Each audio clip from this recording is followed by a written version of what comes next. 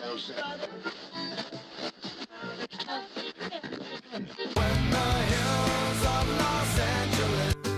Angeles, I'm and most Hollywood nights. She goes to California, oh, California. What you say about Los Angeles? LA got the people saying,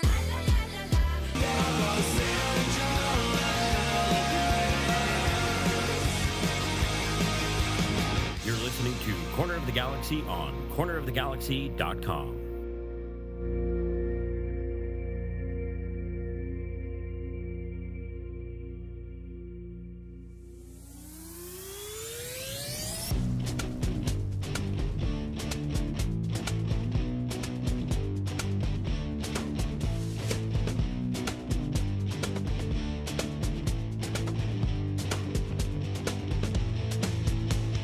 It's time for another episode of Corner of the Galaxy from the Box, the show that gets you behind the scenes of the LA Galaxy and into the minds of soccer reporters and MLS experts. Your hosts for the day are Corner of the Galaxy's Josh Guesman and LA Times soccer reporter Kevin Baxter. Let's start the show. Hello, everybody, and welcome to Corner of the Galaxy from the Box on cornerofthegalaxy.com. I'm your host, Josh Guesman, coming to you on a Monday, September 23rd. Your LA Galaxy victors over the weekend, 4-2, 3 straight games with a 4-2 scoreline. 4-2 over the Vancouver Whitecaps, and with results around the league, the LA Galaxy now have somewhat of a firm grip on the number one spot in the Western Conference, but with an off weekend, we're going to tell you what to expect from that. Plus, we do have some breaking news along the coaching front. We'll talk about that here in a little bit as well. So a lot of stuff to get to in an off week that will quickly transition into a very busy end of the season. Just 3 games left for the LA Galaxy. To help me discuss all of the fun that we have to talk about today, please welcome back to the show. It's Mr. Kevin the Panda Baxter. Kev, how you doing, bud? Well, you know, if I'm here, it's an off week. That's true. That usually, it always is, yes. You know that rocket in the open Yes. at the end? Uh-huh. That's not a SpaceX rocket, is it? I don't believe so. I don't believe so. because I would have to, I mean, you can tell me it is, and then I'd have to bow out of the show. That's a good way to get rid of me. I have many ways to get rid of you. Don't worry. Yeah. They've already been planned out. Nothing to do with Elon Musk. And people that are just listening to the show and not watching have no idea what we're talking about. I imagine every once in a while somebody gets curious on the podcast. I mean, this is what I would like to have happen then. If you have never seen our live, never seen it on YouTube, just go and just this one time, click on this episode, leave a comment and say, I am here first and I have seen the rocket. That's really it. That's all I want to see. And here's something that no one that's not watching is going to get either. A friend of mine named Steve Gerrard, not that Steve Gerrard. And Steven Gerrard? Are you sure? Yeah, Steven. His name is Steven Gerrard, but okay. It's not that one. But in any case, it is a guy named Steve Gerrard, spells it differently. I probably just libeled him by calling him a friend. Anyway, he came over the other day and gave me, look, I have a crowd here at the Corner of the Galaxy Southern Bakersfield office. I have all these really cool Cosmo bobbleheads. You do Cosmo with a flag? I don't think I have Cosmo with a flag. Okay. And look, different uniforms. I think I have that one. And then we got this one. He has a soccer ball with him. I think I have that one. Man, there's some of these Cosmos are a little rough around the edges. You know what I mean? Well, one of them, the head is actually detachable accidentally, but I think this is a different uniform. So that's a goalkeeping. That's whenever Cosmo was wearing his goalkeeping uniform. Yeah. Yeah. So we have it's crowded here in the studios. You're gonna have to get a bigger place pretty soon. You're gonna run out of bobbleheads. Well, I've been trying to talk to Galaxy into telling me how much the stadium seats cost. Right, you get some of those. I know. I have already made my motion. There is a space right over here in which they would be visible on every pot. We're just right there. Why wouldn't they? I'm just saying. Well, yeah, I can't even get an answer on how much they cost, which is making. I think the lovely and talented Mrs. Panda have paid the Galaxy off to make sure I don't get any stadium seats. I already have stadium seats from the Vet in Philadelphia and from Yankee Stadium in here, so she probably doesn't want me to get any other seats. Oh, by the way, last public service announcement. Yes, I got my COVID and flu vaccine this weekend. How do you handle those? Are you good, or does it knock you down? That's where we're going with this. Yes, you need to. First of all, you need to get it. There's a new variant out. You got to do it. Okay, do it. But make sure you plan to have a day where you don't have to do anything, because I got it Saturday morning. It was great for the rest of the day. Worked out, went on the treadmill, went to Costco, which is a workout of its own, went out and did an interview that night. And then that night and the next morning, it was bad. Fever, body aches, had to take a nap. It was kind of cool to just have a day where I was forced not to do anything. I can't afford any of those right now, but I'm on the list. I'm there. I'm going to get it done just after this next weekend.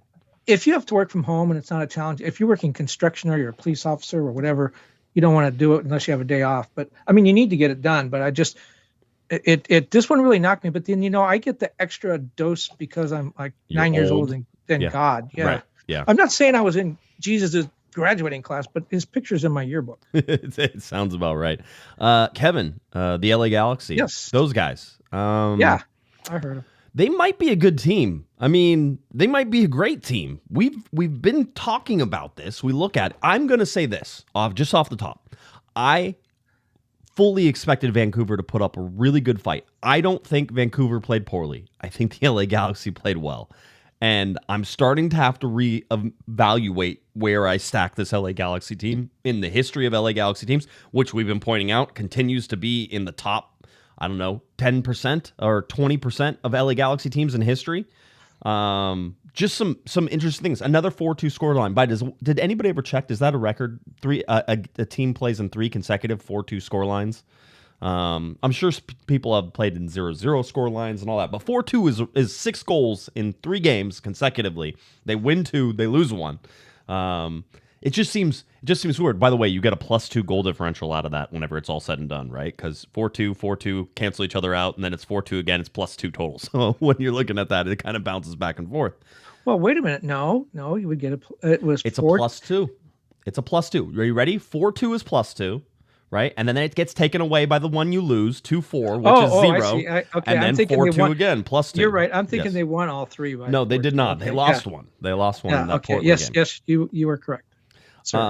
No, it is interesting to see this LA Galaxy team play the way they do, come out in the formations that they've been coming out, watching this team progress throughout the season, and this season in particular has been strange. I think we were talking about it in the press box and a little bit in the press conference afterwards before everything started. But this LA Galaxy team, in my mind, so in my hierarchy of MLS teams in 2024, I have Columbus on the top of the mountain. All right, and I don't know if anybody's gonna be able to take them off the top of the mountain, but you and I have talked. And we think that Miami's beatable, and it's probably going to be Cincinnati or Columbus that does it. Right? Okay.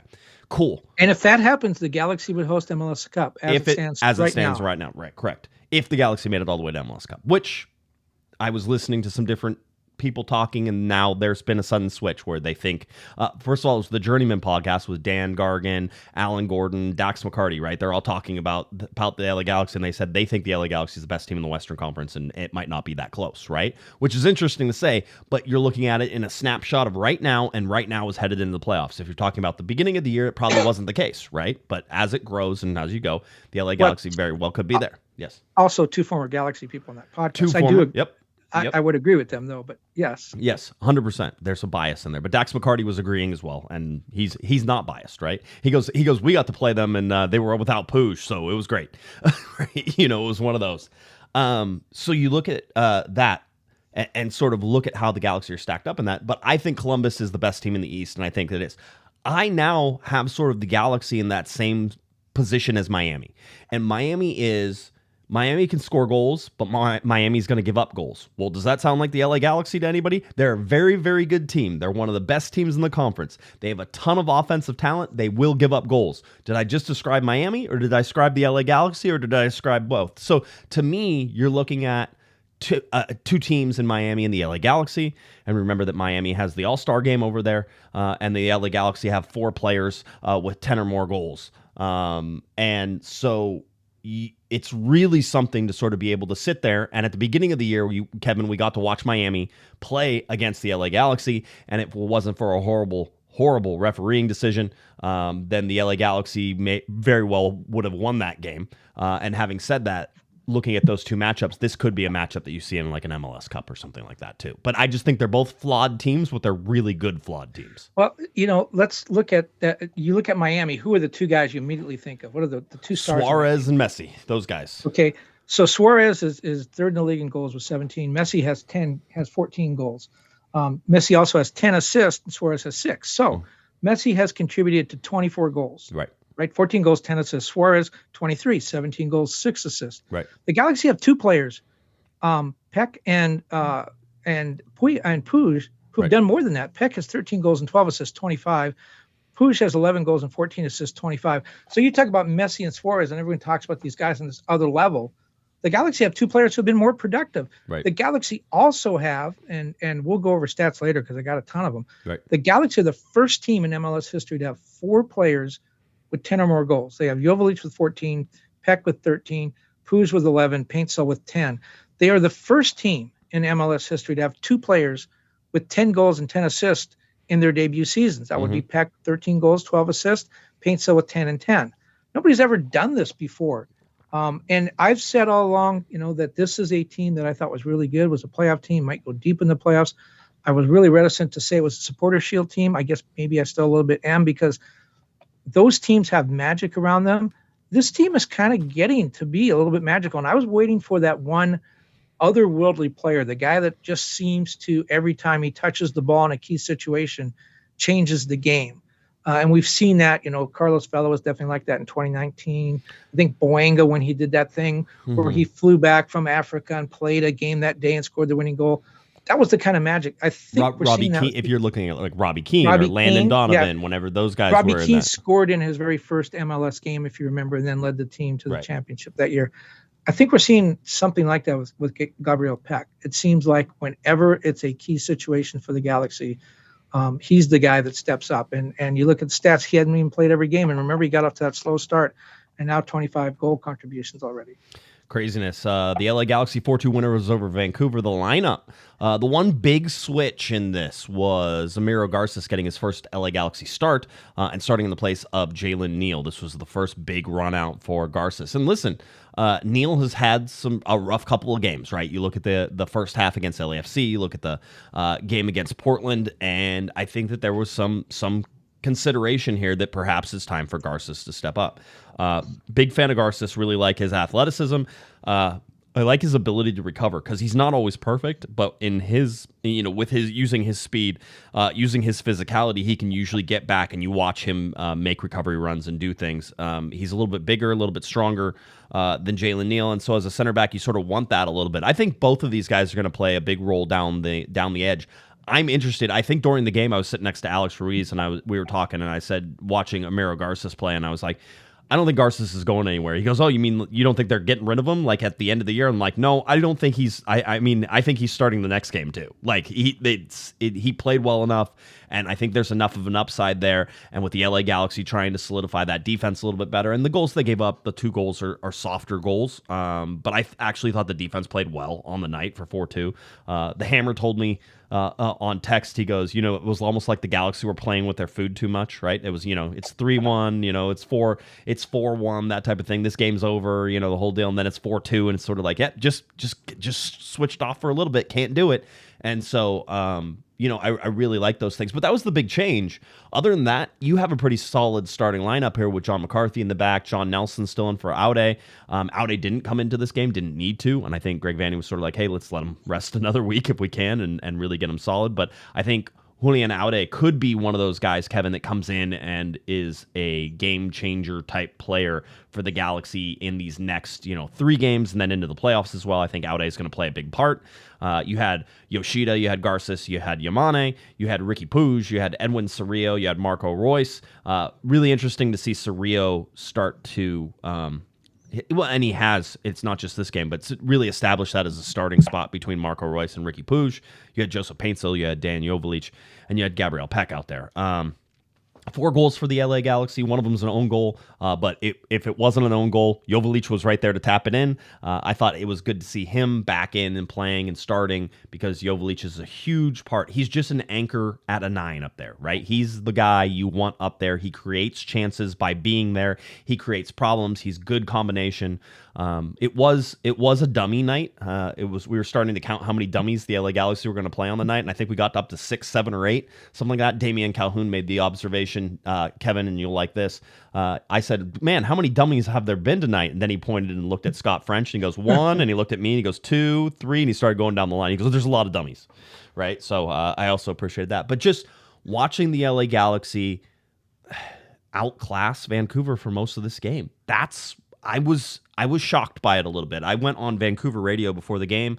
Asa and Colin are great and always have me on before games, but I was talking, they're like, what do you expect? I go, the playoffs start tonight. This is a playoff game. This is Vancouver wanting to up their position in the playoffs. This is the LA Galaxy fighting. And the big deal was that before the Galaxy started that game, they already knew that LAFC had gotten blown out by Dallas. Was it 4-1? Was it the final? 3-1, 4-1? I can't remember. Something like that.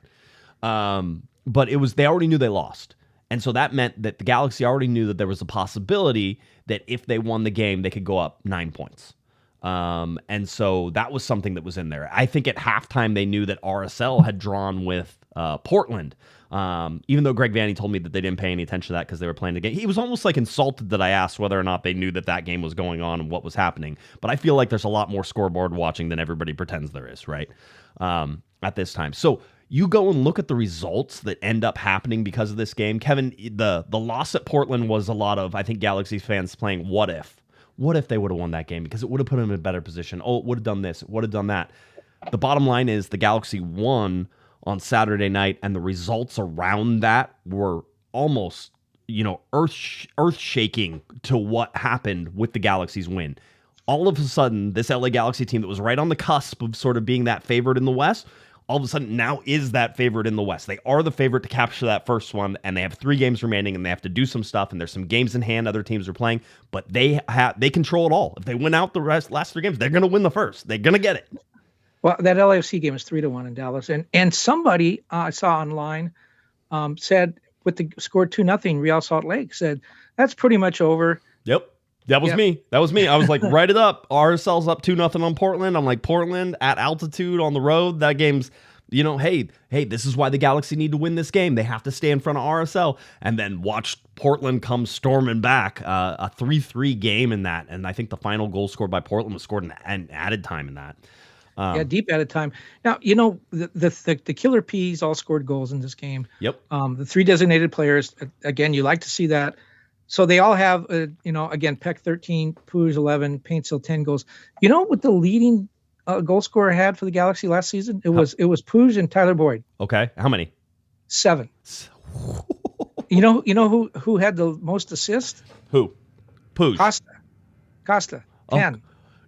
Doug, our good friend Doug Costa. Dougie. Okay. The guy who's now on what's it? My Fans. In OnlyFans, and he plays in Australia, right? That's where he's at. Okay, that guy. So we have three players with more assists, 4 with as many assists, and we have 4 players with more goals than the Galaxy had last year. We've been watching this progress, right? I mean, this is something that we, first of all, it's like the first thing that you do in Press Box 101, right? You go in, who has the most goals, who has the most assists, like you sort of want to know those things before the game even starts. You're watching this LA Galaxy team, you've been having to keep track of 4 players, Jovalic, Puig, Peck, and Paintsill. It's been an amazing sort of thing. Joseph Paintsill sort of came and talked to us after the game, and Alex asked him, what does it mean, the fact that you guys are the first team to have 4 players with 10 plus goals in a season? And he said something, and I'm going to paraphrase because I don't have it in front of me. I just thought of it when we were talking about it. But he said something like, we want to write our name in history for the Galaxy, right? This is something important. This is a goal of ours. It's not just me. It's not just Ricky. It's everybody as a team creating these chances for us. But we want to write our name in Galaxy history. That's why you play this game, right? Paraphrasing again. But go back and listen to Joseph Paintsill because he was pointed about it. Joseph can a lot of times, I think, be a little soft on like how he's leaning left or right. This was emphatic from him, which was, we want to do this. Well, and you know what? That's important. It sounds subtle, but when you think about what some of the other players have come through here lately, and I'm thinking about Jonathan Dos Santos and Chicharito, who made this statement multiple times. This is a big club. We have to do big club things. We have to play like a big club. They were always talking about living up to the Galaxy. Right. Joseph Paintsill is talking about taking the Galaxy to a new level. Yeah. That's a different mindset. And I think when you look at this Galaxy team again, when you look at, 4 guys with 10 or more goals, last year the best was 7. That is a stark difference, and that was a surprise when I looked it up. I have a bunch of stats I'm going to work in here because all these surprised me. The Galaxy have 63 goals this season. Yes. Only one other team in MLS has more. They're tied with Portland for second. Only Miami scored more. Did you know that's 63 goals? Did you know that their goal differential is number 3 in the league? It's plus 17. Yes, with a horrible defense, right? Remember, everybody thinks that the LA Galaxy is horrible. I don't. I think it's actually like top third in the league.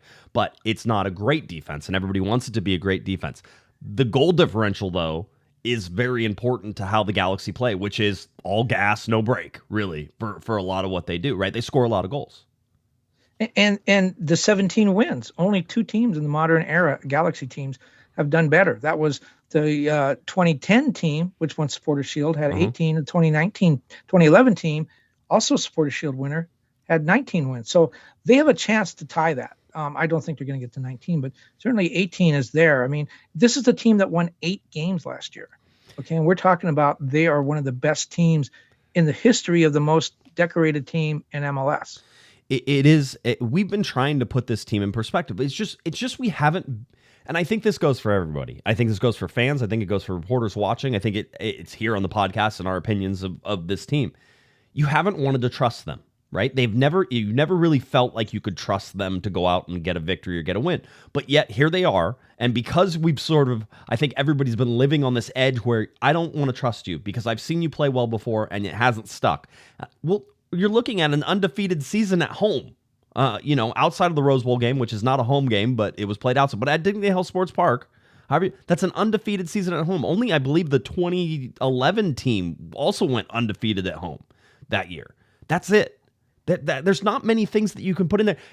People claim the LA Galaxy aren't consistent because of their road form. The Galaxy are very much an average road team, but they're an excellent home team, right? And if they stay home, they don't have to be a good road team. That the 4 players with double-digit goals and assists, only 11 players in MLS. There's 29 teams, only 11 players.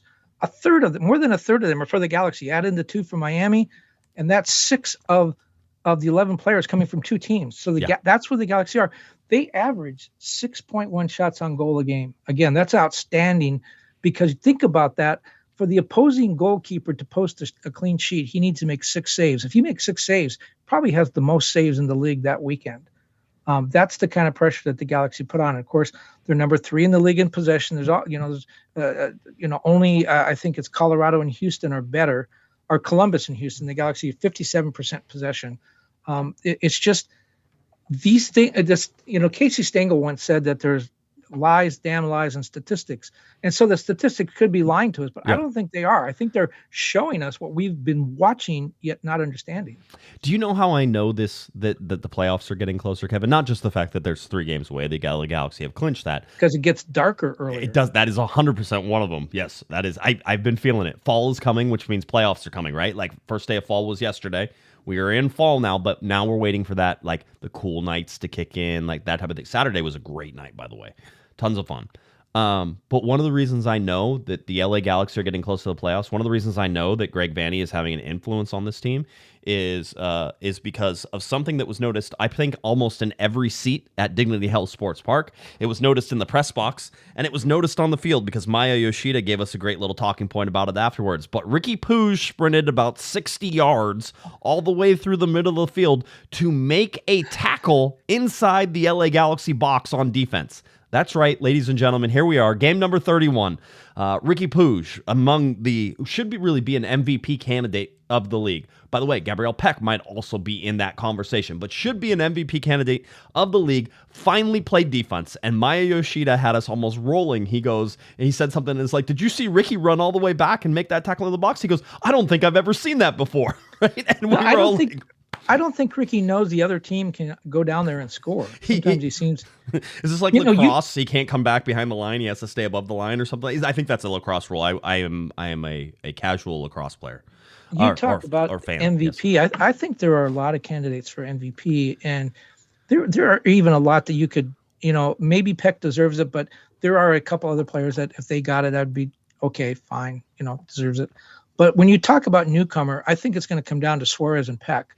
And we just talked about Peck has more goal contributions playing on a team that is really good, maybe better than Miami, but doesn't have Lionel Messi on it. I'm sure if you look at those assists, a lot of those came from Messi. I don't know. Newcomer of the year, I think it's got to be Gabriel. It won't be. I don't think it will be. It's got to be Gabriel Peck, but it won't be. Yeah, I mean, somebody, I think, I don't remember if it was Charles Boehm or it was one of the other guys over at MLS.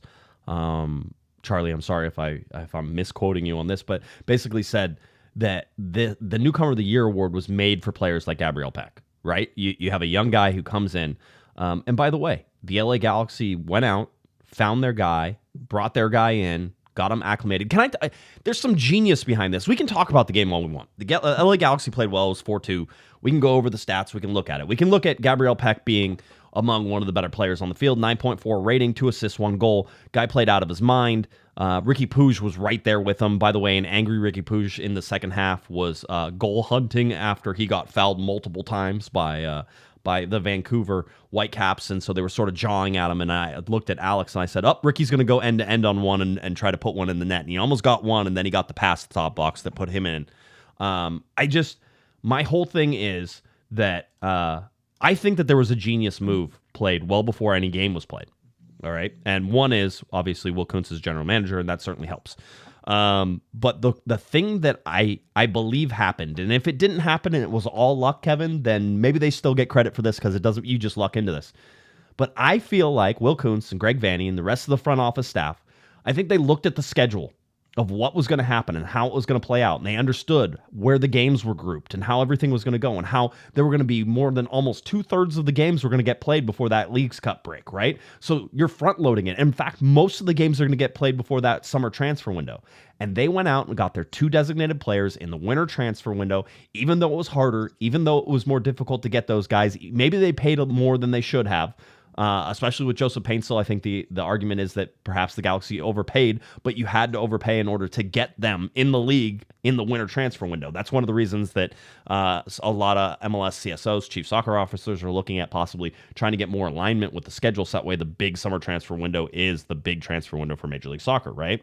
But they looked at it and said, we're not going to be able, there aren't enough games after that transfer window closes for us to make impacts with players that we're going to bring in. So let's go out and bring our guys in early. And they got them in early, and they started off strong. They stayed consistent. They went through this entire season, and then they get to the transfer window and they bring in a guy like Marco Royce, right? So they added a little sprinkle on top. That's really what they did. But they already had their team together. Other teams waited, Kevin, because it's been the historical sort of way that you can wait in that summer transfer window. That's when you're going to do it. But there's usually 17 games or, at least 16, 15 games on the other side of the transfer window for you to be able to do that. So there's a lot of time for them to be able to make up any of the shortcomings that you had at the beginning of the year. I think Greg Vanney came in and told us pretty early, Kevin. He says it's important for us to start well because of all the condensed games that are coming.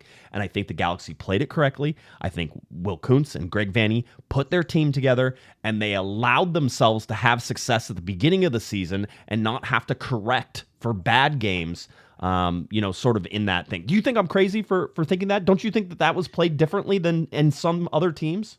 Yes, I do. But now here's where I get to clutch my pearls and say now the schedule I think is working against the Galaxy because they have 3 games in the next 4 weeks. They have 2 is that right? 3 games. They have 2 international breaks coming up. Yep. They're going to give them weeks without a game this late in the season. They just came off that Leagues Cup thing where they were idle for a couple of weeks and they played a few games.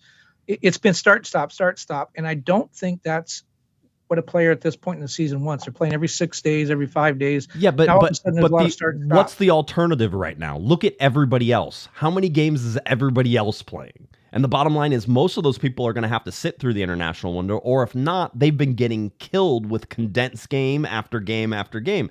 So the Galaxy are more rested than that. They're not going to play this weekend. Why are they not going to play this weekend? Because it's their bye week. We've been waiting for the Galaxy. There's 29 teams. One team sits out. But then they play 1 game and then they have another week off. So they play 1 game in 3 weeks. Well, yeah, but at the same time, here we can bring up the schedule here. The Galaxy are going to go play. They play 2 games in 3 days, right? Okay. So they do 10-2, which is Colorado, right? And then they go off and they play and they have the home game in Austin, and then they have to wait for the last game. Everybody's going to wait for the last game. Unless there's guys who had to play through the international break. And some of those teams had delayed games or different things that sort of happened, or they chose to play through that international break. And for some of those teams, that means that you're not going to have players there during the international breaks. The Galaxy also managed, Kevin, I don't think they ever had anybody miss a game because of an international break this year, even though they have Joseph Paintsel, who is an international. I don't know that anybody else has sort of been called up. Joveljic has, but did he miss any games for it? I don't think he did. I don't think he did. Yeah. So that's my whole thing is that you can say that it's working against them, but the Galaxy have sort of weathered, I think, the toughest part of it, which was sort of this restart that came in between the Leagues Cup and then this break. Now everybody plays this weekend, the Galaxy don't. So this is where the standings will jump around, but the Galaxy have nothing to do with it, right? They'll wait it out as they go. I actually think the Galaxy are going to be better rested. I think they're going to be better prepared. The only advantage, Colorado plays this weekend. The Galaxy then go to Colorado to play them midweek. Advantage Galaxy, as far as I'm concerned, right? And with the altitude, maybe that evens it out a little bit. So listen, the Galaxy's record is hard, but the thing I don't think you and I have adjusted to, Kevin, maybe I'm wrong, the Galaxy are a good team. And so it may be a hard schedule to sort of finish out, and you have Colorado, which is a playoff team right now. You have Houston at the end, which is a playoff team right now. And then Austin, and if I remember correctly, Austin is sitting outside, right? So Austin's the easy game. That's their home game, right? There's 3 games. There's 9 points left for the LA Galaxy. What do you think they need out of that? Well, they can eliminate Colorado with a win or even a draw. If Colorado wins, they'd be at 53 points going into that game, right. And they'd be even 31 games each. Right. So the Galaxy get a draw out of that game, they'd be 59. So the Colorado could catch them, and they would come down to goal differential if a tie. If the Galaxy win that game, Colorado's eliminated. So then they really have to worry about Salt Lake and maybe LAFC. Yeah, and at this point, we're talking about elimination from taking the number 1 spot, because that's what the Galaxy are playing for. No, the Galaxy are in the playoffs already. Yes, we know that. They're in the playoffs, but it's about the number 1 spot. The Galaxy want that number 1 spot. Well, I think they're lead pipe cinched to get 3 points out of those last 3 games. They win the Austin game. Right. Colorado, difficult place to play, a good team, altitude, all that stuff. That could be a little difficult. I think they do have Austin a couple days later, but they have them at home. Austin's not playing very well. Dallas is kind of a crapshoot. That's a tough place to play. It's the Galaxy have always seemed to have trouble with that last game of the season. Dallas is at Houston. At Houston, that's the last one. Houston, I'm Houston. sorry. Yep. Yeah. No, it is, and that's a Houston's tough game. They're going to be playing for playoff position. I'm sorry, Houston, not Dallas. Yeah. They're going to be playing for playoff position. That's going to be I think a very difficult game. But you know what? Even the way they're positioned now, unless somebody goes on some kind of a great run and maybe Real Salt Lake has the best chance to do that. I just don't see even with 3 points. I think the Galaxy would be then at 61. That looks pretty comfortable to me. I mean, it's not bad. Again, if the Galaxy win all 3 games, this is an easy one, right? The Galaxy would be first in the West, that type of thing. And possibly first in the league. Yeah, and possibly first in the league. Maybe. I don't think Miami's going to stumble, but we didn't think that before, right? Yeah, we'll see if we can do it.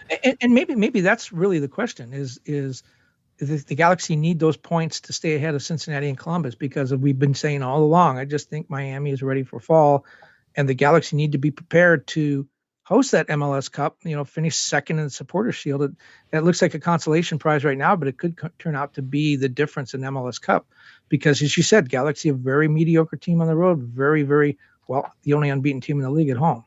Yeah, it is. It's pretty interesting to see the whole thing sort of play out. Here's your gaps right now. The LA Galaxy 7 points over Real Salt Lake. Real Salt Lake has 1 game in hand. Colorado has 8. They have an 8-point gap over Colorado, 1 game in hand. LAFC, they have a 9-point lead over LAFC with 2 games in hand. Remember, we pay attention to those because those are the important ones, the games in hand. LAFC wins both of those, they would get 6 points. The Galaxy would still be 3 points ahead as long as the Galaxy can match all the results coming down. There are some really interesting games coming up, and we'll talk about that here in a second. But this is that monumental shift. This is why when they won and how they won, it was so important. And oftentimes you don't know how that's going to play out, Kevin.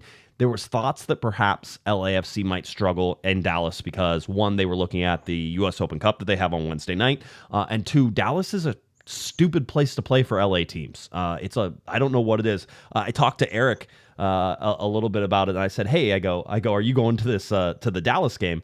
And are you wearing a Dallas shirt, right? And the whole deal, he goes, no, I'm not going. He goes, but it was 97 degrees today. Good luck to LAFC, right? It was one of those, and he was right. That was before that game kicked off. He was like, it's been hot. I think it was 94 degrees at kickoff for him. So it's just a bad place to go. Houston's going to be difficult for the LA Galaxy whenever you look at that. But the bottom line is the Galaxy go in against Vancouver, who I still think is a very good team. It's the Vanney Bowl with Vanney over on Vancouver and Vanney over with the LA Galaxy. And so you saw that play out. You saw it come in. The Galaxy get those wins, and that ends up being really important. The results of that, the LA Galaxy get Gabriel Peck on the team of the match day. Ricky Puig makes the bench on that one, but it wasn't over for Mr. Gabriel Peck. Gabriel Peck named the MLS player of the match day. This is the first, and I'm not stumbling whenever I say that. I found it hard to believe as well. This is the first LA Galaxy player to win player of the match day this year.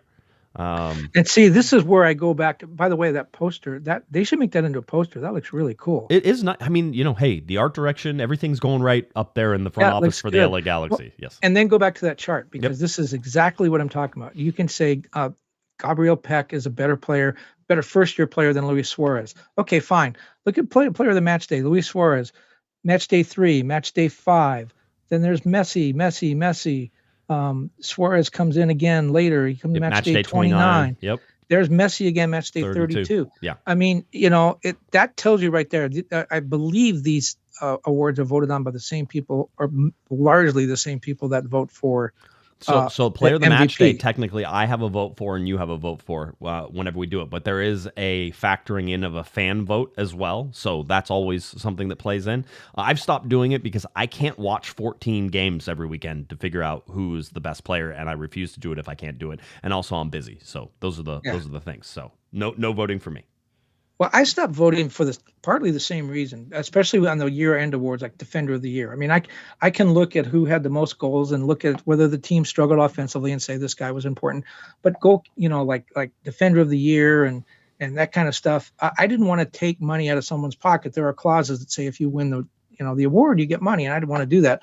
But the other thing is, I've always suspected that MLS cooks the books a little bit. They want certain guys to get certain awards, and I've always felt that way, and it just felt like I was participating in this charade if I did it. So I don't do that. But my point is, I believe that there is a bias. It's understandable. If you're new to soccer or you're looking at the vote and you've got, like you and I, 5 minutes to make your pick, and you look down, you see Luis Suarez and Lionel Messi and Gabriel Peck, I mean, it's kind of easy to see how you're going to pick one of those guys. Yeah, it's not a hard one to sort of go to. So Gabriel Peck becomes player of the match day. Recorded that for the first time. 2 goals, 1 assist. A great night for the LA Galaxy. A little bit of worry in that second half. Later in the second half, Marco Reus comes off. Looks like he's holding his hamstring.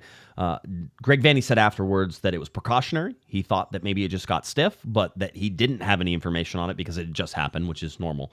And so in that particular case, it's not going to happen. We're not going to know until later this week whether or not there's going to be any update, but Greg said that he was hopeful with the 10 days off that, Marco Reus would be good and ready to go. So that's something to watch, because if that's any sort of significant injury, then that hurts the LA Galaxy. They really do come alive with Marco Reus. They like his patience. Ricky Puig and Marco Reus have a good working relationship, so you'd want to see them continue that. So we'll see if that what happens with that and how it goes. Also, we talked, I think, on Thursday, and I talked about Martin Cáceres, and I said I got a feeling that he was going to be out for a long time. It still seems like that is the case. Possibly an Achilles is what's being listed. And Greg Vanney, when asked about him, basically just said he's out. There was no timetable. There was no nothing. I do believe that, with 3 games left, that sounds like a season-ending injury, one of those, right? So I don't know that Martin Cáceres is going to be back. And could be career-ending at his age. We didn't think he was coming back for this season. Right. And I think that's why the Galaxy went out and got some help at center back. We haven't seen Zavaleta for the longest time either. So, I think he probably won't be back. Going back to some of these statistical things, do you know McCarthy is second? We talked about this a lot. McCarthy's second in the league with 117 saves. Mm-hmm. That's 37 saves more than Jonathan Boyd had all last season. And granted, Boyd only played 24 games.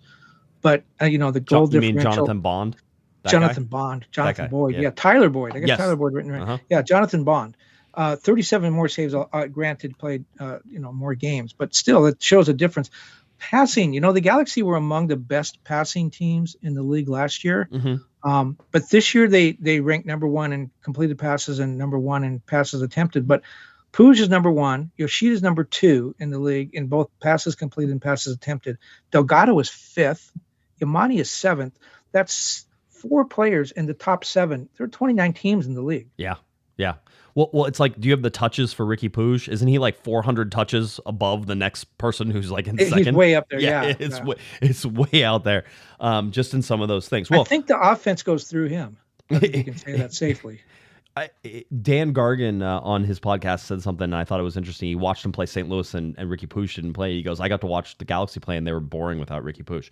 As much as I can certainly say that, yes, he causes some problems. Yes, sometimes I think he's a little too cocky. All those different things, however you want to say it, I still think that Ricky Puig is the best player for the LA Galaxy. I love Gabriel Peck. I think he's great, but nothing happens without Ricky Puig. And the interesting thing is, you look at the way Vancouver lines up, and they typically play five men in the midfield. That 3-5-2 is their typical formation. That seems perfectly matched for the Galaxy because it's a really stacked midfield. It's hard to have line-breaking passes to get through all 5 players in the midfield. But then you look at the Galaxy, and yes, Ricky Puig is the guy that drives everything. He is the man. Right. But Yoshida and Yamani and Delgado are technically sort of a defensive midfielder a lot, or part of the time. That's where a lot of those passes come from. So they're building out of the back. It's not necessary. You can sort of bottle up Puig, and it's going to hurt the Galaxy. But he's not the only guy making passes. I agree. I will say that there have been very few teams who have been able to bottle up Ricky Puig. Let's be very clear. He usually can dance around 3 or 4 players at a time. So he's too quick. He's too technically sound. He's absolutely head and shoulders above this league in terms of what he's able to do and how he's able to create. There's nobody in Major League Soccer that can do that, including right now Lionel Messi. But Lionel Messi, this is not peak Lionel Messi. If peak Lionel Messi came at the same age that Ricky Puig was, I would expect that Lionel Messi would be better. But watching how he creates for the LA Galaxy, I don't care about any of his off-field stuff. I don't care that sometimes he doesn't like to talk to the press. I don't care about any of that. If you're looking at him strictly from a player perspective, he is the best team player on the LA Galaxy. He will win the team MVP award. It'll be an argument about who wins the Defender of the Year for the LA Galaxy. Who do you have on that list right now? Do you even have any guesses? I don't know. I would take Yoshida. You can. Absolutely. I can make an argument, I think, for Yamane. Maybe John McCarthy is the answer. I think he's goalkeeper of the year. Well, yeah, but they don't give out a goalkeeper a year, so that's how it goes. No, it's very interesting. Angelina, by the way, $2 super chat. Didn't get the. I'm going to spell it because I don't want to say it. The FHUE shirt. If Kevin later go spell that out and then say it out loud, and you'll figure it out. Okay. Love all the new merch though. No, I mean, listen, the whole LA Galaxy team, and I've had this. I've sent an email off to Will Misselbrook about all this as well, which was the people who are doing the merch, and Nelson is somebody who's in that front office. They love doing this. This is a passion for them. They are trying to find the best stuff, and there's like an excellence bar, Kevin, that you didn't know you needed in that position, which is. People are trying to put together the best collaborations. They're trying to make the best merch, the best swag, the best scarves, the best jerseys. They're not satisfied with it just being normal. They're not satisfied with MLS putting, stamps on stuff and sending it on through. That doesn't fly. And you can see it in little details. There's one hat in particular. All MLS teams have this hat, Kevin, and it says, it has the LA Galaxy logo on it, and then every other team has their logo on it, and then on the side it has MLS, and it has the big MLS symbol and the colors of the team, right? The whole deal. The LA Galaxies doesn't have the MLS symbol on it. Doesn't have it. You know why? Because it ruins. Because they're rebels. No, because it ruins the aesthetic of the hat, right? It doesn't look good. It doesn't look good with a logo sitting on the side here and this giant MLS thing. It looks bad. What looks good? The Galaxy logo on the front, and it's a clean, crisp hat. That's what I'm talking about, is that there is a dedication to excellence throughout everything. And you're starting to find that. I don't think I'm out of line saying this. You're starting to find that in every office door that you open down there at the front office, right? You open it up, and there's Gordon Kleshton in there working on trying to get, Marco Royce a visa in record time, right? You can go into Michael Stevens' place there, and he's got, I'm sure he's got all of his charts and graphs up there, much like me, Michael, you and I. I hesitate. I don't want to call him Mikey Stevens. He's graduated past that. He's an adult now, right? Michael Stevens. But I'm sure he has all of his ghost teams up there. I'm sure he's doing all his scouting. He's got his drone footage. He's ready to go. Like, all this stuff is like locked in, ready to go. Everybody is prepared for every single match day. Will Kuntz comes walking in. Tom Braun comes walking into the press box. Everybody says hi. They're ready. They're locked in. They're ready to go. It's Cosmo too. Cosmo, Cosmo's 100%. Cosmo's always on it.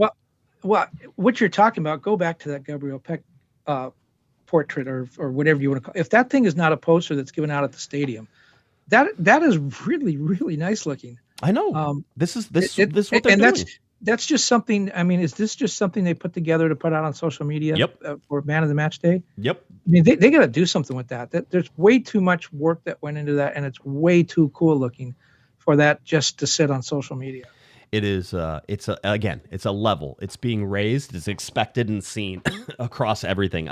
Let's get to a little bit of one of our favorite things, which is Corner of the Galaxy breaking news. And this particular time, the breaking news comes directly from here, Corner of the Galaxy. And if you're on Twitter, you already know what this breaking news is. But we wanted to go ahead and talk about it anyway, because sometimes people aren't on Twitter and X, and you don't get all the information right away. So we're going to give it to you. And that is that Corner of the Galaxy can confirm that because Greg Vanney made the playoffs this season, he has triggered a 12-month extension, and that is per source. That will keep him in charge through the 2025 season. The other part of this, and I said it in the tweet, but I will say it out loud so I can explain it a little bit more, is that I think the LA Galaxy are certainly interested or open to not just making an extension of a 1 year, but possibly more than 1 year.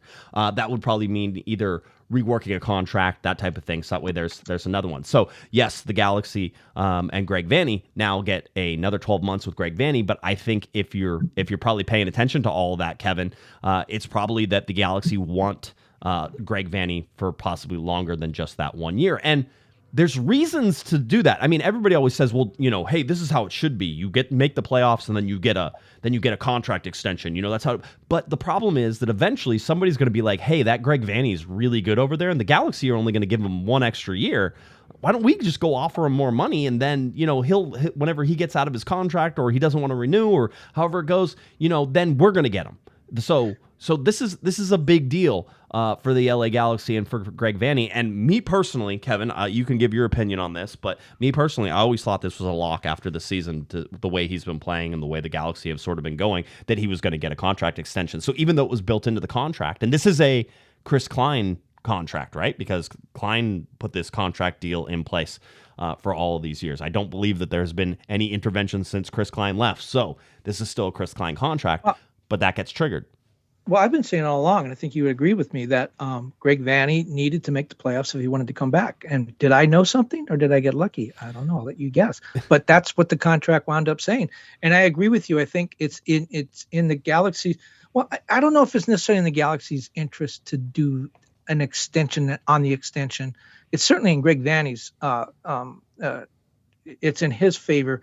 And I say that because this, he had a magical season in 2017 in Toronto.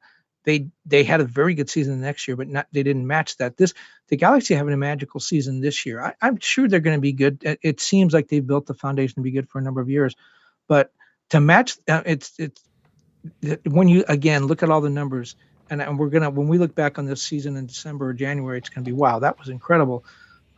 It's going to be hard to match, and I think if Greg Vanney doesn't match it, the argument is, oh, you went downhill.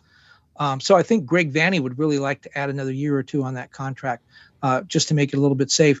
The Galaxy, they may want to gamble and see, can you match this? But like you said, they run the problem with the Galaxy is that, yes, they run the risk of him going away, but I think Greg Vanney's made it clear from the very first day, this is where he wants to be. This is where he started his playing career.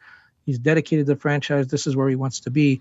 And so I think the Galaxy have a little bit of an advantage in that, he would have to be blown away. It'd have to be Manchester City money for him to go somewhere else. Yeah, I just think that eventually we've seen projects, and if you watch Bruce Arena's time this and you cover Bruce's time, like you see projects go and play out, and eventually it's like there's nothing more I can do here. Greg Vanney's not there, and it's not even close to there, right? This is, technically speaking, I think it would be career suicide that you would have, and not for Greg Vanney, but for the LA Galaxy, looking at this and saying, we finally have the coach on the upswing, we have the players on the upswing, we're controlling a lot of contracts, we're able to go through and move pieces and do things. I mean, I think there's going to be a lot of questions about Dejan Joveljic in the offseason, about Mark Delgado in the offseason, Maya Yoshida possibly coming back, not coming back at his age.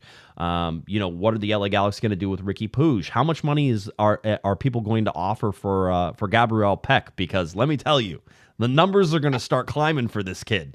And if you get offered $35 million for Gabriel Peck in this winter, do you move him? Because $35 million is a lot of money, Kevin. Like that type of thing. There's going to be problems associated with success. And I think this season has been successful. And that's always the way in MLS. It's built for parity. By the way, I have some alumni news. Do you want some alumni news? Yeah, give it to me. Marcela Sarvis. He was let go as coach of Galaxy 2 last September. He has resurfaced at 42, be 43 next month. He has agreed to a contract in principle with the Empire Strikers of the Major Arena Soccer League. He's going to play in an exhibition this Sunday and may play for them. They're in their 5-month season coming up, which is interesting. He said he's been working out for 5 weeks. I talked to him last week. He's been working out for 5 weeks. He said he looks like a player again, even if it doesn't feel like one. And he's looking forward to trying the indoor game. But even bigger news, his son, who I guess was playing with the Galaxy Academy at some point and then wound up with Colorado. Colorado played their developmental team, academy team, whatever it was. It might have been, their MLS Next Pro team. But he was playing in the Colorado system. They played an exhibition against Harvard University. The Harvard coaches were so impressed with Marcelo Sarvis' son. He is going to Harvard now. That is soccer. Awesome. And get a Harvard education. Can you imagine? And Marcelo Sarvis, by the way, I think we knew this already. He's become an American citizen and is looking forward to voting in November. Awesome. Marcel, you know what? One of my favorite people ever, Marcelo Sarvis, along with Juninho, by the way. Juninho, Marcelo Sarvis, put them together all the time in my book. Like, if they're ever not standing next to each other, it feels wrong. But well, you know what's really funny about Marcelo Sarvis is you probably you're much better at this than I am. But when I go into an interview, it's like I'm bothering Mookie Betts or whoever it is. Right. They got things to do. So a lot of times I just sit down and say, "So tell me about whatever." And a lot of times, especially American players, will go right into it. They're very aggressive too. Marcelo Sarvis, he got on the phone. I said, "So tell me about," and he goes, "Whoa, getting right after it, huh? Coming in kind of hot." And then I realized he wanted to back off and he wanted to talk for a little bit. And so that's when we talked about all the other stuff. That's awesome. Well, congratulations to Marcelo Sarvis. One, for the Arena League thing, but for his son, the happiest thing is for him. It wasn't the arena thing for him. It was his son going to Harvard. That's awesome. Yeah, he was so happy to tell me about that. Oh, man, Marcelo. He knows what Harvard is. People know what Harvard is. Everybody knows what Harvard is. Yeah. That's awesome. That's so much fun. All right, cool. Well, back to Greg Vanney a little bit. Greg Vanney in his almost 4 seasons total, 52, 45, and 36 in the regular season. If I'm doing my math correctly, there's always a chance it's not 100% correct, but it's probably pretty close. He's captured 192 of a possible 399 points. Now, nobody's going to capture the 399 points, right? That certainly isn't going to happen. You're not going to win every single game, but he has pulled in approximately just under 50% of the total points available. That's with a pretty horrible year whenever you remember what last year was sandwiched in between. But if you go back to the other years, you can sort of watch his progression. The team gets a little better. It gets a little bit better. And in some of the graphs and charts that we can look at tonight, we can sort of talk about that. But do you have anything else on Greg Vanney before we move on? You said just under 50% of the points, and I look at that and I think, wow, that's not very good. But there are 102 points available in a season. He's getting 51 points a season. Right. That's pretty good. He's really had, I think, one horrible season, one kind of down season, and he's made the playoffs now in 2 of the 4 years. That's probably a pretty good track record. Yeah, probably should have made it should have made the playoffs, not just in his first, in that second year, the one where they lost sort of in that last gasp of the season. I would have thought that would have been a better story, right? Certainly, you could have seen the off year last year. I'm going to continue to say it. I looked at last year's team. I watched last year's team. I knew they were better than how they were playing, but with the boycott, with the Chris Klein thing, with all of the injuries they had, it just was never going to happen. There was a lot of quit in that team. I've said that all along. There was a lot of quit in that team. But when you look at Greg Vanney, so the one year he made the playoffs cleanly, and then they lost to LAFC.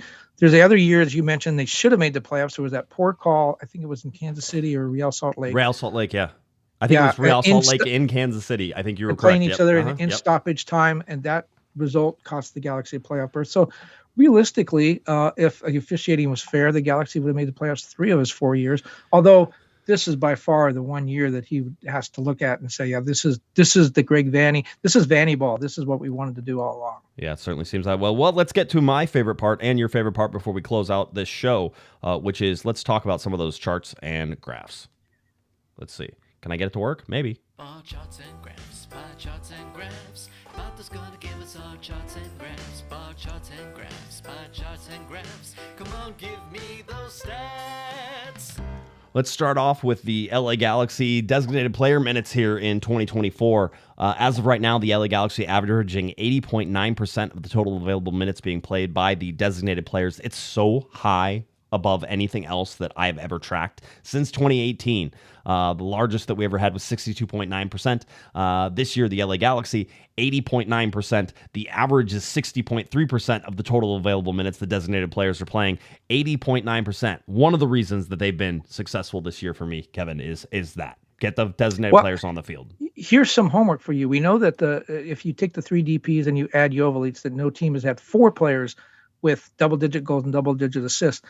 Your homework for the next week is to find out, we had those Keane, Beckham, Donovan years.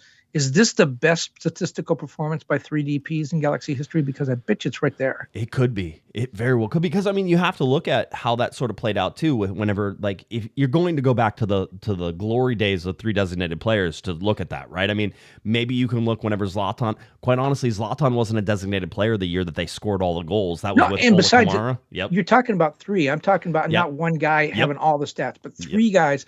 Beckham was a very important part of that team.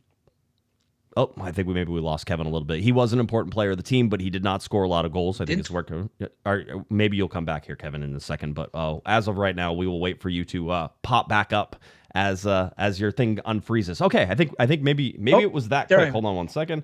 I'll get you back in here. All right, we got you back. Yeah, so I was just saying David Beckham was very productive, but maybe not statistically. Those teams, I had Edson Buttle and Alan Gordon and Mike McGee. They had the scoring was kind of, aside from Robbie Keane, was spread out a little bit. So I don't know if they've had. I'm not saying these 3 DPs are more valuable than those guys. I'm just saying statistically, if I can say that word, have they had a better 3 DPs? That I do not know, but this has to be up there. I mean, it certainly has to be up there. By the way, $2 super chat from Gary, Rad Pod gentlemen. Thank you.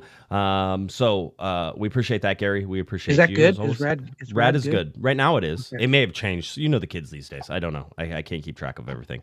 I'm starting to get overwhelmed by all the slang. My wife and I look at each other. I'm like, remember when we were cool? Yeah, that's not. We're not cool anymore. Yeah. There's kids on your lawn. Yeah, 100%. Here we go. The LA Galaxy's record percent, 54.8% win percentage. 2011, 55.9%. 2010, 60%. The LA Galaxy probably could still finish around that 60% mark should they win their last 3 games. But it's a significant jump just in terms of what the LA Galaxy are able to do. 54.8% in total here. You look at the point percentage, which is getting a point or better. The LA Galaxy right now, 77.4%. In 2014, they were right around 80%. You had 85% in 2011, point or better. That 2010 team, 76.7%. 2009, 78.8%. So just trying to keep an eye on some of these things as we're watching. Home points. The LA Galaxy are on pace to have more home points than they've ever had in their entire history. 30, even in the old era. Even in the old era. Now, the LA Galaxy, 39 points. The top home points was in 2011. 41 points. They had 40 points, I believe, and I can't even see it because it's so. In 2014, it looks like 40 points in 2014. So they beat Austin, and that's a record. They beat Austin. It would be 42 points. It would be more home points than they've ever had. Also, see, that doesn't. It just. I'm sorry. It doesn't register, right? I covered those other teams, and this just. You look at the statistics, and you just say, "My God, this team is one of the best in the history of the best franchise in MLS." And it's mind-boggling, but it's there. I mean, you're looking at it. There it is. The points per game at home right now, 2.44 points per game. Only in 2002, 2.50 points per game did the LA Galaxy have a higher points per game. And that was the shootout era. No, it wasn't. That's post-shootout. Okay. So 2002, but that was an MLS Cup winning year. Right? So something to watch in that. Road points. The LA Galaxy are very much an average team. They're average in terms of what the normal LA Galaxy team would do. The average is 8.5. The LA Galaxy have 19 points. You would expect they're going to pick up. I think on a good day, I'm expecting that they're going to pick up 2 to 3 points from those road games. I think it's enough if they do, but that's something to watch. You want to see the disparity between the 39 points at home and the 19 points at the top? That's where it sits. But you can see that this column is getting a little bit closer all the way on the bottom, supported by those 39 points at home. So it's a big deal as we continue to sort of watch this going. We can look at the LA Galaxy in terms of games. Through 31 games, the LA Galaxy have the third best in the modern era record for an LA Galaxy team at 58 points. There's 60 points in 2014 through 31 games and 64 points through 31 games in 2011. You could go all the way back to 1998, which would be inside that shootout zone, the shootout era, and they'd had 65 points. But again, in the modern era, the Galaxy right now, 2024 through 31 games are are all alone for their third best in that modern era. But what are those big blank spaces for? 34 games. Okay. And so Okay, basically what this graph is saying that those other years they did not play 31 games, and you go over into 2020 where I think they played, what was it, 22 games or something like that during the pandemic. Way to be consistent, Don Garber. Right? Yeah, I know. To keep it up. But no, if you look at this, basically in 2011 was whenever they started playing 34 games, and so you'll watch everything fall away towards that back left-hand side. It'll go away because this is per game, right? So you can't have it. The points totals were gained in a shorter amount of time than what we had. So that's how this graph and this chart I works. still look at this. Looks like a cityscape, and those holes. Those are the highways, Those or are maybe yeah. urban renewal. I don't know. That's where the park is, right? The park is. It tore down some buildings. Yeah, they very well could have. Just looking at the points per game right now, 1.87 in the modern era is second only to 2010 and 2011. 1.97 points per game. They finished with 1.97. The LA Galaxy still in progress here at 1.87 in 2024. That's a significant number. The overall one is 2.13 in 1998 in the shootout era. So again, we watch those. We can pay attention. The LA Galaxy, 63 goals so far. I'm going to use a couple different charts on this one, just because this one's a little bit easier to explain as we go. But the 63 goals that the LA Galaxy have scored so far, they are currently on pace to score 69 goals. In fact, 69.1, when we'll show you that chart right here. Through 34 games, if we can predict through that, it's 69.1 goals scored and 50.5 goals allowed. You can see how that stacks up against the other ones. And so basically all of these are 34 game totals except for 2020, which is why you see a decimal in there instead of it having a solid number or a rounded up whole number. So 69.1 is the estimated. Let's go back to the other chart now. The LA Galaxy, 63 goals scored so far. They're predicted to be 69 goals. 69 was scored in 2014. And right now the Galaxy are basically on pace to either tie or break that 69 goals. That's the modern era record for an LA Galaxy team. That means that when Zlatan Ibrahimovic was here in 2018 and 2019, 66 and 58 goals, that you can look at any other time with Robbie Keane, with David Beckham, with Landon Donovan, Mike McGee, all those teams through the Bruce Arena eras. 69 goals was tops in 2014. The LA Galaxy didn't have the best defense in 2014, but they had a pretty good defense in 2014. 37 goals allowed. Some of this. Well, 2011. Look at that team. Holy, what they allow like three goals or something. Yeah, 28 goals allowed. 26, by the way, in 2010. 26 in 2010. That was less than 34 games, though. But 28 and then 48 goals, right? So they had a plus 20 goal differential in 2011, and they only scored 48. This LA Galaxy team shadowing a little bit of this 2014 team. But I will say this as well, and I've been looking at these stats for a while, and I think that they make sense. Kevin, we've seen a lot of investment into Major League Soccer teams, but we've seen a lot of investment into midfields and offensive roles. And we've seen a lot of investment. We haven't seen a huge investment in defense, and I think the defense across the league has gotten worse. There's some good defensive teams, but across the league, there aren't any great defense, which is one of the reasons the LA Galaxy can be predicted to give up 50.5 goals, right? Which would put them over here. By the way, 50.5 would still be 17 goals better than last year, okay? But the LA Galaxy under Greg Vanney in 22, 51 goals, 2021, 54 goals. So very much in the same thread there. As we've seen this, the LA Galaxy are still top third of the league in defense, and they're top 1 or 2 in offense. So I think that the defensive worries, while in a perfect world you want a more balanced attack, and you want more balance. How do you balance the attack with the defense? And that's sort of been the thing Greg Vanney's been trying to do. There may not be a balance in this, Kevin. There may just be full all gas, no break. Go out there and win a game 7-6. Well, you look at they're on pace to give up 50 goals, but they're on pace to have a goal differential of 19. They're third in the league in goal differential right now. This comes down to roster building. And TAM has really helped this. Somebody told me years ago that when you're looking at roster building in MLS, and this is before TAM money, he said, you need goal scorers. That's where you're going to spend your money. And the reason being is because you're going to fill your roster out with cheaper players, with largely at that point domestic players. 50% of the MLS players are now foreign born. But the idea is the goal scorers are going to get, and the midfielders are the guys you spend the money on. The defenders are the guys you kind of fill out your roster with. And that's changed a little bit with TAM money.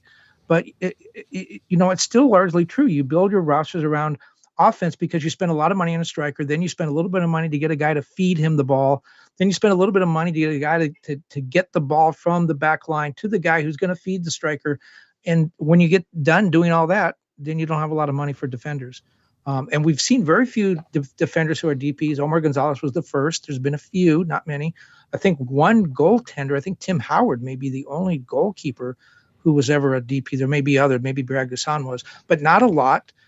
It's mainly, again, the defenders are the guys. You don't want bad defenders. I'm not saying you go get bad defenders, but the money spent on other guys. Another thing, when you're going through all those graphs, I just couldn't help but think, I remember the last season, certainly maybe the last 2 or even 3 seasons, we were sitting here at this juncture of the season on this pod going, if they could get to 42 points, that historically has been what's in the top 9. If they can get to 44 points, they're already at 58. Yeah. We still got 3 games to go. Yeah, it's a turnaround.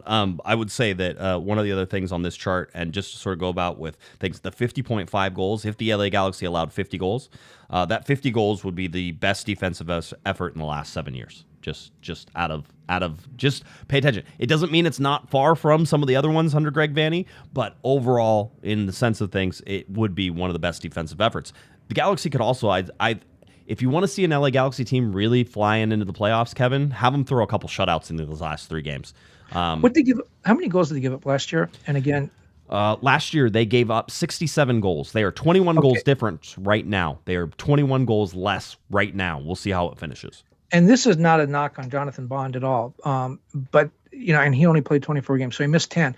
But we're talking about how many goals the Galaxy scored, likely to finish the second most in Galaxy history in the modern era. It was 69. That would be 2 goals better than they gave up last year. So they have a goal differential of +2 with the second highest scoring team in the modern era. So John McCarthy's made a difference, and the back line, but John McCarthy in goal has made a difference. I was, again, Alan Gordon, Dan Gargan, they were talking, Dax McCarty, they were talking about how they actually have seen the LA Galaxy defense get a lot better over this second half. And so even with the 4 goals they gave up against Portland, those types of things, I think you're seeing an LA Galaxy defense that is better than a lot of people give it credit for. So we'll take that with a grain of salt as we go. We've talked about the LA Galaxy schedule. Once again, I want to get to that schedule. Colorado coming up on October 2nd. Then October 5th, it is the LA Galaxy hosting Austin. Then there is that international break, and then the LA Galaxy finish it off at Houston. I did, once again, just like to point out the fan appreciation. I did it on Thursday. I'm going to bring out fan appreciation last away game for you. Since the start of the LA Galaxy back in 1996. It wasn't officially called Fan Appreciation Day, but we called the last home game Fan Appreciation Day across all of those. We can look, Fan Appreciation Day, the Galaxy by far 14, 5, and 8 in those years since 1996. However, and we talked about this, they are 1, 4, and 6. Just 1, 4, and 6 since 2013. So that's a big deal. And by the way, the one win, Kevin, came in 2017. Which didn't matter at all because they were already well eliminated from that particular one. So that's something to keep in mind, because with Austin coming in, the LA Galaxy could get just their second win of that fan appreciation era from 1996 all the way through, and that could make a big difference for the LA Galaxy going forward. So we'll see. Even Bruce Arena's teams didn't have a bunch of those even in 2013, because we were going back to 20. You can look, Bruce had a win in 2009, a win in 2010, a win in 2011, a win in 2012. He didn't lose one until 2015. So Bruce did pretty well on Fan Appreciation Day throughout that time too. And the fans appreciated him. They seem to, for sure. I mean, yeah. think about it. That so they could have, if they could get their 19th win on that game, right? Because they got 17 now. Mm-hmm. They could get their 19th win. They could celebrate locking up home field advantage for the playoffs. There could be a lot for the fans to be appreciative of at that game. Yeah, I mean, it could be that could be a very big game. Listen, the last 3 games, they're all going to be interesting games. Absolutely, 100%. And you know what, that would help, because I don't think, given what you said about playing in Houston and Texas in general, and the if you go back and look at the history of their last games against Houston, how many times they needed a result and didn't get it, and it cost them a playoff berth. I don't think you want to go to Houston with anything on the line. I think you want it to be should done. be wrapped up. You should be chilling for that last game. But that means winning the next 2 games, quite honestly. If you win the next 2 games, I think you have it. I think you wrap it up. I think everything's done. Here is what is up in the Supporter Shield. There is still an outside chance. I don't believe it, but there is an outside chance. 6 points away from the LA Galaxy. Miami has 1 point in hand, but 6 points away from Miami. They're 2 points clear of Cincinnati right now, 2 points clear of Columbus. Again, we're going to watch all these things because this could factor into home field advantage for MLS Cup, should it come around to that. So watch this. The perfect spot for the LA Galaxy is to finish first in the West and finish second in the Supporter Shield, or first in the Supporter Shield. They could somehow pull that off. That seems unlikely. But if they can pull it off, finishing 1 or 2 best in the West gives them the best chance of staying above Cincinnati, above Columbus. It also gets them in CONCACAF Champions Cup, right? They don't have that yet. They would get that by finishing first in the conference. In the conference, they absolutely would. And it's something like if RSL would jump up above them, RSL would get that spot, right? So that's not something that you want to allow happen if you're the LA Galaxy. Colorado could jump that and get that in that spot as well. So it's important for the Galaxy to finish in first. There was some thoughts that LAFC might finish in that first slot. They still have a chance to, but it's going to be more of a chance for them. Both Columbus and LAFC, by the way, at 29 games played, so still have 2 games in hand. Those will have to be played in these last couple of weeks here as we. And I think LAFC and Colorado, didn't Colorado finish 3rd in Leagues Cup, so they already have a CONCACAF Champions Cup. They might have that. You might be correct. I know LAFC does. I think they do. I think Colorado does as well. Right. So we'll watch as that plays out. Let's see the other thing. Oh, I wanted to say Wednesday night there are some games. They have the Campeones Cup, which is Columbus versus Club America, and that's one to watch. That'll be at lower.com field for Columbus. So that's a 4:30 p.m. on Wednesday. Something to watch. Just watch because I want you to watch Columbus. All right, this is going to be an interesting game. Vancouver and Toronto, nobody cares about because it's the final for the Canadian Championship. That does come with a CONCACAF. They care about it in Canada. I bet no. They care about it in Toronto and Vancouver. Nobody else even knows that game is being played. They're playing it now because hockey season opens next week, and they got to get it out of the way. They got to get it out of the way, 100%. And then there is the U.S. Open Cup between LAFC and Kansas City. That's one you probably want to watch as well to see how much effort LAFC puts into things. Again, they still have some games. There's 3 games left for the Galaxy. There's 5 games left for LAFC, not counting this game. Those are league games. They have to play those in the same amount of time that the LA Galaxy have 3. Oh, I think LAFC is loaded for bear for this game. I mean, they didn't take Giroud or Lloris to Texas last weekend. They didn't start Boanga. Vela may play in this game. Who knows? So interesting stuff, interesting times. As you look here, these are the matchups then that happen on Saturday. Kevin, LAFC not getting any favors here. They play on Wednesday night, then they have to travel for the early game on Saturday to play Cincinnati. This game, by the way, Cincinnati, we talked about it. They're, 3rd or 4th in the Supporter Shield? So they're right there. So they're going to play at 4:30. LAFC has that game. Again, one to watch because you're going to watch to see how that result comes through. Other games that might be interesting matchups that you're going to want to watch. RSL, remember the Galaxy don't have a game. You're free to watch all these games. Don't have to worry about the Galaxy playing. But you can watch Austin host Real Salt Lake. You could drop down and watch Minnesota host Colorado. So Colorado is the team the LA Galaxy will play whenever they come back. Colorado will be on the road to Minnesota. Minnesota fighting to try and put themselves into keep themselves above that 9th spot, right? So they're 8-9 right now as it stands. Minnesota in 9, so a big game coming up in that Colorado game. So that's one to watch there. And then, of course, you're going to want to watch Houston play Seattle, and then Vancouver and Portland. All of those games are all important in terms of playoff matchups and everything else. And what you're rooting for if you're an LA Galaxy fan is pure carnage, all right? Pure carnage. You want draws up and down, left and right. You want losses for teams that are in the top 4. You want to see things fall apart quickly while everybody's battling. It's like a fumble in football. The ball is loose and everybody's trying to jump on it, and here the LA Galaxy are standing off to the side just watching everybody pile on top of each other.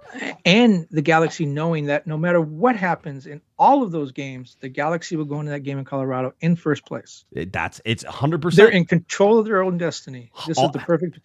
They win out, they don't even have to win out. If they win 2 of 3, I think they're good. I think they could be there, but we can watch it and we can certainly tell you what's going on. So that is what's going on this weekend. Exciting weekend for a fact that the Galaxy don't play. You still get to watch some soccer, and then it'll be back on Wednesday, and then it's home on Austin. This thing's over, folks. There's one more home game, 2 away games. LA Galaxy looking to strengthen that grip on that top spot in the Western Conference. So a lot of fun stuff coming up. Still some great soccer. There's going to be a postseason edition of this podcast, something that I feel like we don't do nearly enough, but used to do a lot in the early days. It's going to be a good time. Yeah, Pescador. We're gonna.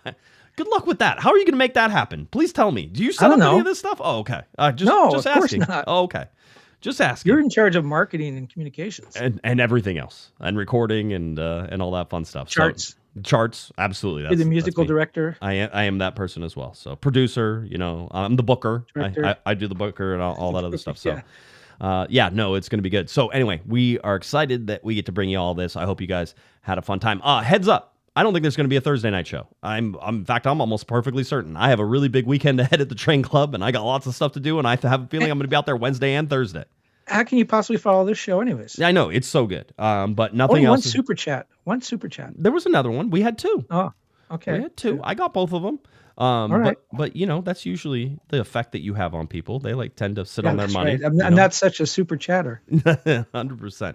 So that's what we got. But don't expect a show on Thursday. If the one pops up, I'll let you know. But otherwise, we'll be taking Thursday off. We'll be back on Monday to recap everything, get you ready for the games coming up against Colorado and then Austin and then way to Houston. I mean, this is all going to wrap up real quickly. So anything else, Mr. Kevin? I had nothing when we started. Everybody knew that to begin with. All right. If you're looking for Mr. Kevin Baxter on Twitter and X, it's at KBaxter11. Head over to LA Times, where Kevin sometimes is a football reporter, sometimes he's a soccer reporter. He covers water polo. What other sports have you covered recently? Do you even remember? Motorsports. Oh, motorsports and boxing. Coming up with a boxing feature. Awesome. Well, go over to LA Times and support Kevin. Does wonderful stuff and is always here on this show on Monday night. So we appreciate him. If you're looking for me on Twitter and X, at Guesman, at Galaxy Podcast, head on over to cornerofthegalaxy.com. And then go subscribe, YouTube, Spotify, Apple iTunes, all those fun places like SoundCloud. We appreciate your support. We appreciate you. We can't wait to see you here at the end of the season as the LA Galaxy get ready to wrap up their 2024 season, currently in first place, currently sitting in that first spot in the West. Can they wrap it up? Can they clinch it? We will find out here in the next few weeks. All right, for Mr. Kevin the Panda Baxter, I'm Josh Pato Guesman. You've been listening to Corner of the Galaxy from the Box on cornerofthegalaxy.com. Have a great one, everybody. You've been listening to the Corner of the Galaxy podcast on cornerofthegalaxy.com. You can follow the show on Twitter and Instagram at Galaxy Podcast. And be sure to check out and subscribe to iTunes, Stitcher, and Facebook by searching for Corner of the Galaxy. Fans, we thank you for listening. And we ask that you be kind and courteous to your neighbors as you leave the podcast. We thank you for joining us and look forward to seeing you again. Until then, I'm Michael Araujo, and on behalf of the entire Corner of the Galaxy crew, goodbye.